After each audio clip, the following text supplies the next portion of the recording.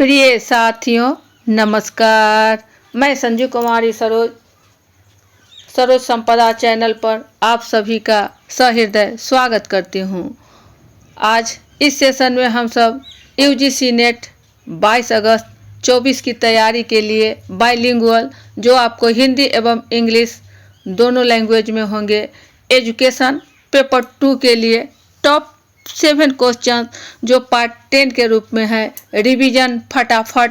यह क्वेश्चन आपको previous year question 2021 June shift 1 and shift 2 जो 3 दिसंबर 2021 को लिया गया था, यूजीसी रीनेट 2024 के लिए बहुत ही महत्वपूर्ण सेशन साबित होगा, जो मात्र 10 मिनट के अंदर सेशन को साझा किया जाएगा। तो ज़्यादा देर न करते हुए प्रश्न की ओर चले। प्रश्न हमारा है 64 में, हमारे भारत के संविधान में निम्नलिखित का क्रम है: ए न्याय, बी समता, सी समानता, डी बंधुत्व, ई स्वतंत्रता। ABCD में ऑप्शन दिए गए हैं। इंग्लिश इसकी है, the preamble of our Indian constitution has a sequence of A justice, B equity, C equality, D fraternity, E liberty. ABCD से सही विकल्प का चयन करना है। जो हमारा संविधान में प्रस्तावना है, हम भारत के लोग, उससे इसमें कौन कौन से का क्रम सीक्वेंस में डालना है।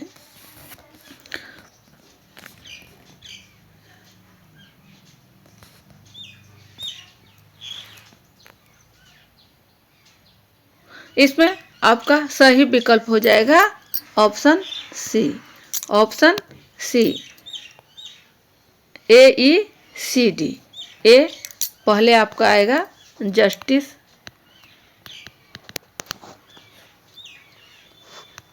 उसके बाद आपका है लिबर्टी,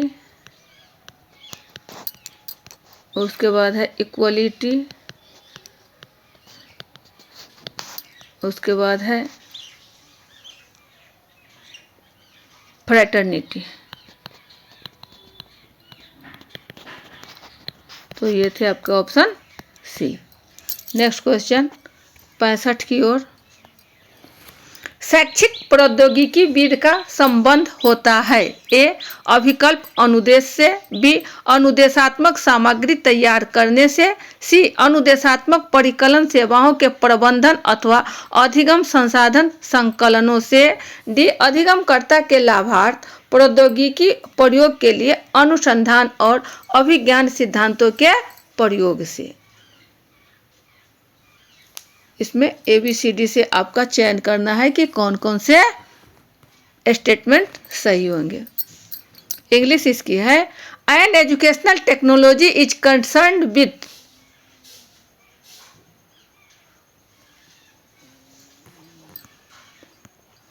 सही विकल्प आपका है B, ABC and D only, यानी चारों स्टेटमेंट आपका सही है। Designing instruction, producing instructional materials, managing instructional computing services और learning resources collections, applying theories of cognition and research to utilise technology for the benefit of the learner. ABCD सभी statement आपका लागू होता है। इसमें प्रौद्योगिकी विद के लिए सही है, टेक्नोलॉजी के लिए ऑप्शन हमारा बी। नेक्स्ट क्वेश्चन 66 की ओर, नीचे दो कथन दिए गए हैं। कथन एक अनुसंधान क्षेत्र के रूप में पाठ्यचर्या अध्ययन किसी क्रियाकलाप अथवा ज्ञान क्षेत्र और शिक्षण, अध्यापन, अधिगम तथा समाजीकरण के प्रतिच्छेदन बिंदु पर प्राप्त प्रश्नों से संबंधित होता है। कथन 2 कहता है, पाठ्यचर्या अध्ययन को अध्यापन का विषयक और अंतर विषयक क्षेत्र दोनों समझा जाता है। इसमें दिए गए विकल्प ABCD से आपको सही विकल्प का चयन करना है। इंग्लिश इसकी है, given below are 2 statements. Statement 1 कहता है, curriculum studies as a field of research deals with questions found at the point of intersection between an area of activity or knowledge and education, teaching, learning and socialization. Statement 2 कहता है curriculum studies is understood as both a disciplinary and an interdisciplinary field of study. Options आपको दिए गए हैं ABCD से, इसमें से सही विकल्प का आपको चयन करना है। तो ये सीधी सी बात है कि करिकुलम जो हमारा है वह क्रियाकलाप, ज्ञान क्षेत्र, शिक्षण, अध्यापन, अधिगम के समाजीकरण, विभिन्न प्रतिच्छेदन बिंदुओं को प्रश्नों से संबंधित करता है। इस प्रकार हमारा स्टेटमेंट 1 जो है यह सही है। स्टेटमेंट 1 हमारा सही है। स्टेटमेंट 2 कहता है कि पाठ्यचर्या अध्ययन को विषयक, पाठ्यचर्या अध्ययन को विषयक और अंतर विषयक दोनों क्षेत्र को समझा जाता है। Both A disciplinary and interdisciplinary दोनों को समझा जाता है। यह भी कथन हमारा सही है। इस प्रकार statement 1 and statement 2 are true. जो ऑप्शन आपको ए की ओर जाता है, ऑप्शन ए की ओर जाता है। Statement 1 and statement 2 are true. Next question 67 की ओर। वह अनुदेशात्मक प्रणाली जिसका प्रयोग शिक्षकों द्वारा प्रौद्योगिकी और मीडिया के समेकित प्रयोग वाली पाठ योजना विकसित करने में किया जा सकता है। ऑप्शन है A ID model, B azure model, C Dick Carey model, D है सिंक्रोनस लर्निंग मॉडल। यह मॉडल है आपका। इंग्लिश इसकी है यही सेम।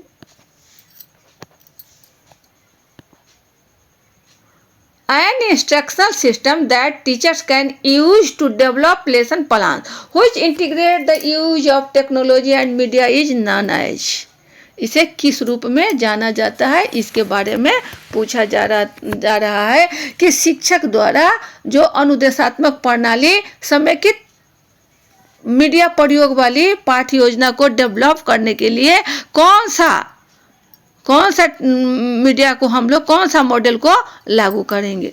तो यहाँ आपका हो जाएगा azure model, azure model. Option B, option B azure model, option B. चलिए नेक्स्ट क्वेश्चन 68 पर हम सब हैं। निम्नलिखित में से कौन सा शब्द एक गुणात्मक शोध अध्ययन के इरादे को इंगित करता है। गुणात्मक शोध। ए व्याख्या, बी पूर्वानुमान, सी अन्वेषण, डी आकलन। इंग्लिश इसकी है which of the following terms best indicates the intent of a qualitative research study. A explanation, B prediction, C exploration, D estimation. आपको दिए गए विकल्प ABCD से सही विकल्प का चयन करना है। यहाँ आपका चयन करना है क्वालिटेटिव रिसर्च। क्या करना है? क्वालिटेटिव, गुणात्मक शोध। गुणात्मक शोध को कौन कौन से ये करता है? तो व्याख्या से बेटर है आपका एक्सप्लोरेशन यानी अन्वेषण।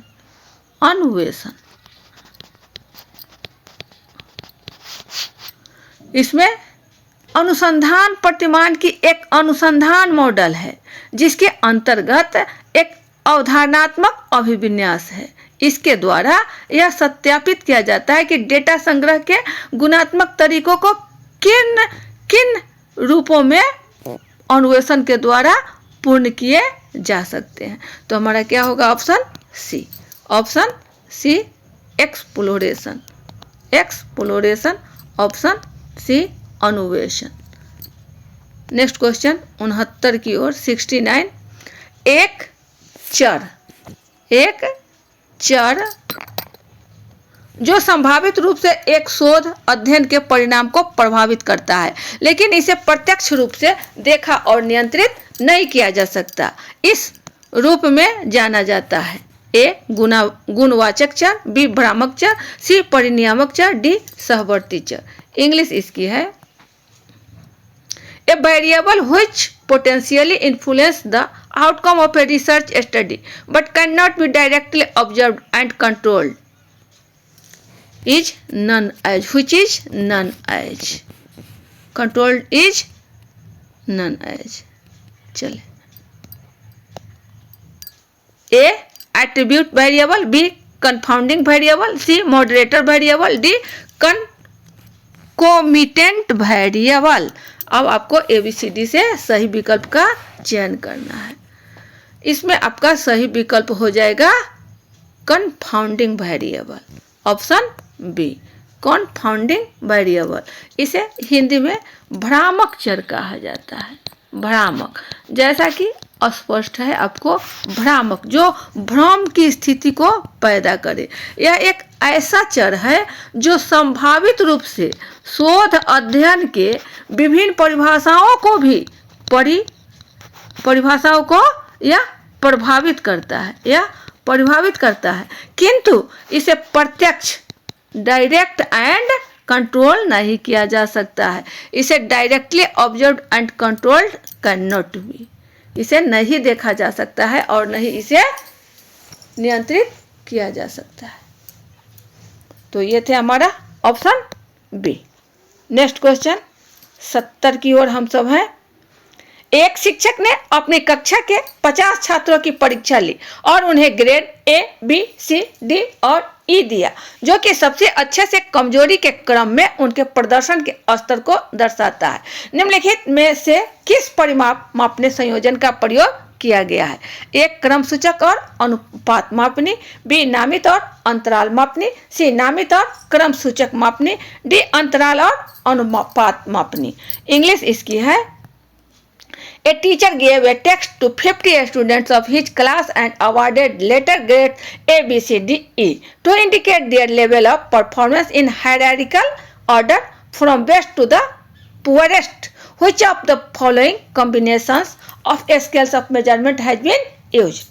A. Ordinal and ratio scales, B. Nominal and interval scales, C. Nominal and ordinal scales, D. Interval and ratio scales. ABCD से आपको पता करना है कि इसमें कौन सा कथन सही है। तो हम सब जैसा कि जानते हैं कि स्केल जो है मापनी, वो आपको चार प्रकार के हैं। पहला आपका है नॉमिनल स्केल, दूसरा है आपका ऑर्डिनल स्केल और तीसरा है आपका इंटरवल स्केल और चौथा है रेशियो स्केल। ये क्रम से है। आपको कभी कभी पूछा जाता है कि स्केल का पहला क्रम क्या है, तो पहला क्रम नॉमिनल, अंतिम क्रम कौन सा है तो रेशियो। इसी प्रकार आपको अंतिम से पहले की ओर जाने के लिए तो रेशियो, इंटरवल, ऑर्डिनल और नॉमिनल। यदि शुरू से क्रमिक हुआ तो नॉमिनल, ऑर्डिनल, इंटरवल और रेशियो स्केल, ये आपका स्केल है। इसमें सीधी सी बात है कि नॉमिनल यह नाम से जाना जाता है, ऑर्डिनल यह क्रम से जाना जाता है, इंटरवल यह आपका अंतराल से जाना जाता है, रेशियो यह आपका अनुपात से जाना जाता है। तो इस प्रकार ध्यान देने वाली बात है कि किसमें कौन सा स्केल लागू होगा। तो यहाँ पूछा जा रहा है कि ABCDE ग्रेड दिया गया है, ABCDE यह आपको ग्रेड दिया गया है और ग्रेड का मतलब हो गया आपका सीरियल से ऑर्डर से, एक प्रकार का ऑर्डर हो गया। तो यह आपका ऑर्डिनल भी आ जाएगा, ऑर्डिनल और ग्रेड क्रम से दिया गया है। अवार्डेड लेटर ग्रेड्स 50 स्टूडेंट्स को, हायरार्किकल ऑर्डर, तो यह आपको क्रमिक है और यहाँ ग्रेड में यानी नाम दिया गया, नॉमिनल हो गया, यहाँ नॉमिनल ABCD। तो आपका ऑप्शन क्या में आएगा? आपका ऑप्शन हमारा हो जाएगा नॉमिनल एंड ऑर्डिनल, जो ऑप्शन आपको सी की ओर है, ऑप्शन सी। ये थे आपके टॉप 7 क्वेश्चन। अच्छा है, परीक्षोपयोगी होगा। अब सेशन को यहीं बाइंड अप किया जाता है। अगले सेशन में हम सब अच्छे प्रश्नों के लेकर उपस्थित होंगे। तब तक के लिए जय हिंद।